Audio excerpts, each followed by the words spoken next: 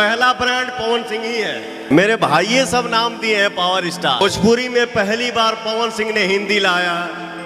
लेवल क्या होता है ये पवन सिंह ने दिखाया। ये पहली बार, वो पहली बार।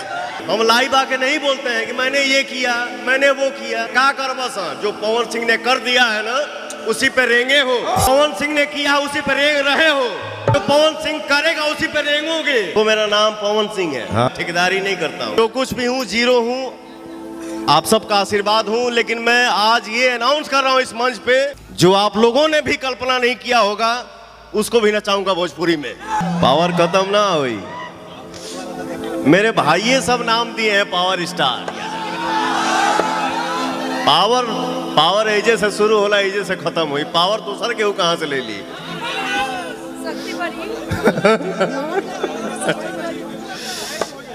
आज आप लोगन के बीच में सुपरस्टार नायिका डिंपल सिंह जी और जिया खान जी यहाँ पे मौजूद हैं।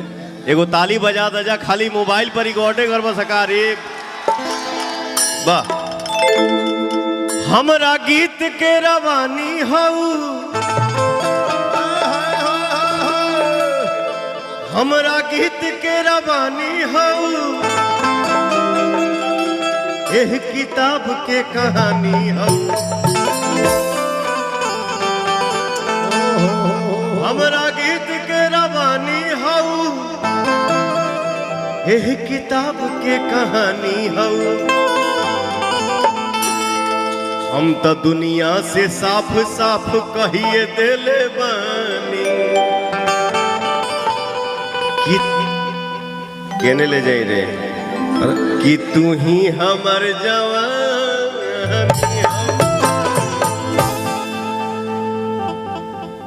नया काम, नया गाना। पंखा हिलावलो कम हो।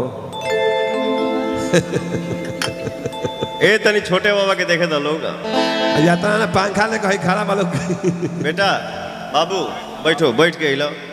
बेटा थोड़ा बाबूजी से अलग हो जाओ। बैठ बैठ बैठ। बेटा बेटा थोड़ा बाबूजी से साइड हो जाओ। बैठो ना। मेरे देखो, मेरा नाम पवन सिंह है। हाँ। मैं काम करता हूँ, एंजॉय करता हूँ, ठेकेदारी नहीं करता हूँ। बैठ बैठ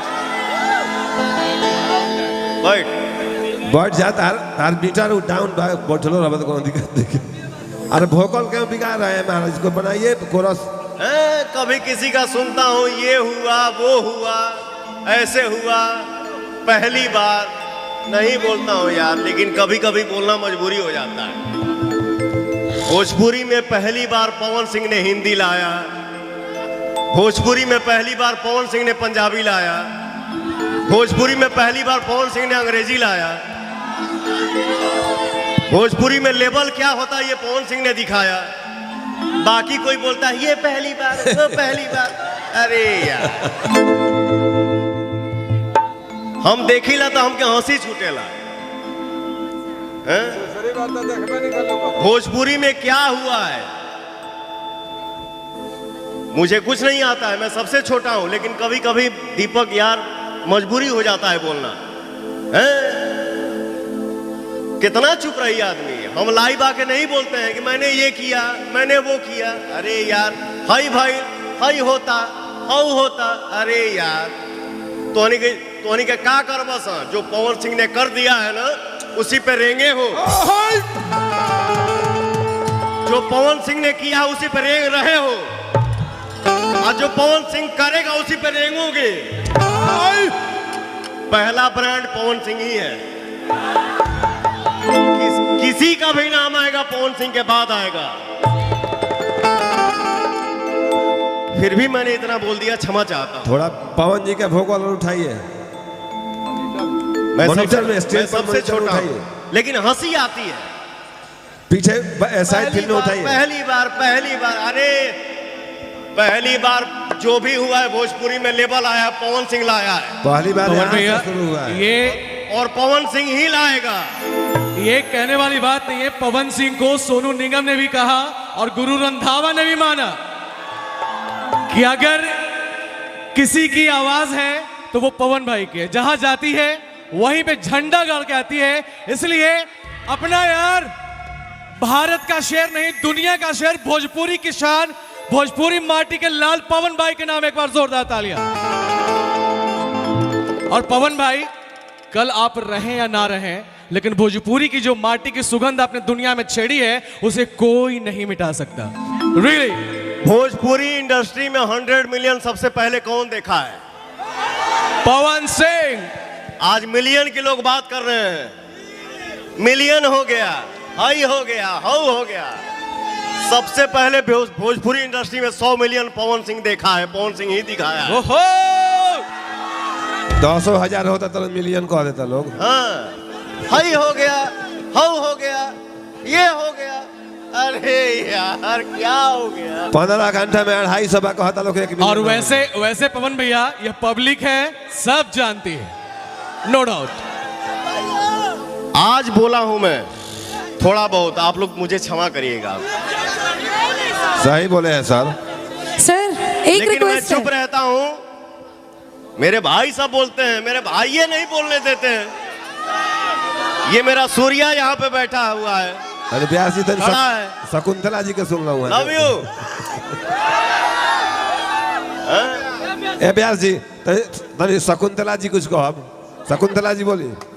शैली, एक बार थोड़ा सा छुट्टी काट दीजिए, थोड़ा सा। ओहो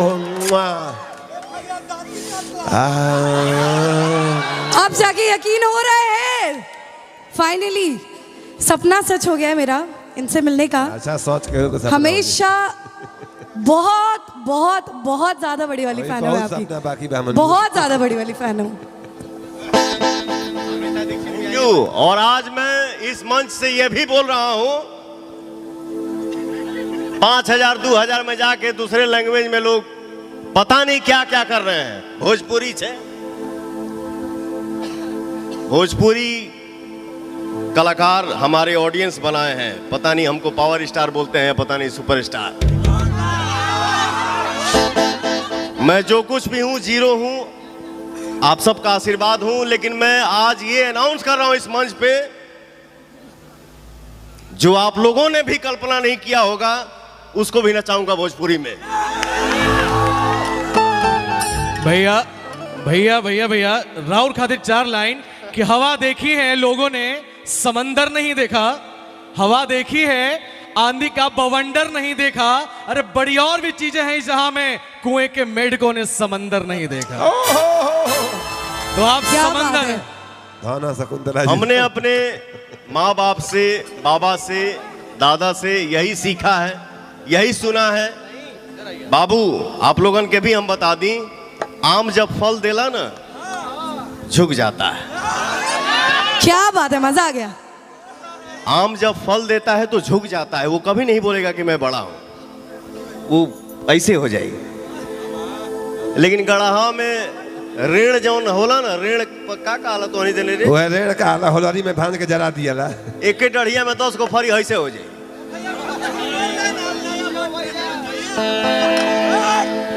तो मैं आप सबका आम हूं, चुप रहता हूं, साइलेंट रहता हूं।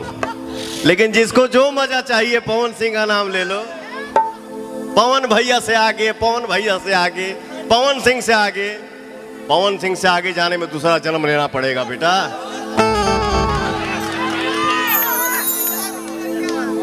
झमकौला से हुई।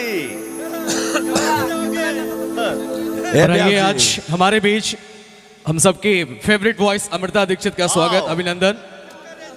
आओ ट्रेंडिंग स्टार। ये वाली ब्लैक एंड व्हाइट में होते। इसका जो भी गाना आता है वो गाना ट्रेंड करता है।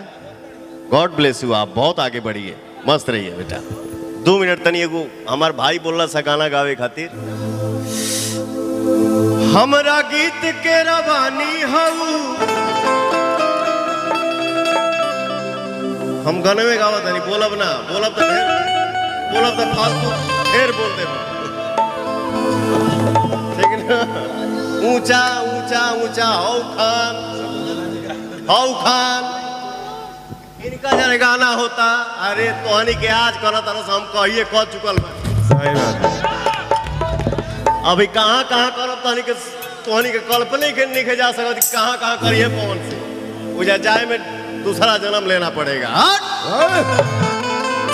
हमरा गीत के रवानी हूँ पवन सिंह नाम माता पिता गुरु भगवान ऑडियंस यही मेरा मालिक है। एकरा बाद हम केहू के है समझिला।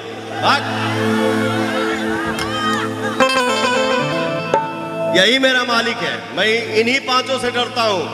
बाकी दुनिया में कौन डराई रे?